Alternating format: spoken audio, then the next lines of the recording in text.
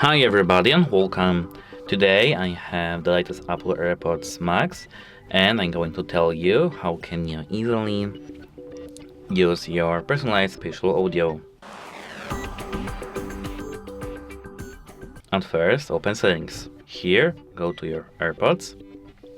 Now scroll down until you see Personalized Spatial Audio. You have to click on it. And now you have to do your Personalized Spatial Audio using this button. Here, now you have to click continue. And now you have to position your face at the center of this frame. And move your head to the left and to the right. Just like you do in your Face ID test, but only to the left and right. Now, as you can see, Personalized Spatial Audio is done. That's it, hope it helps you and goodbye.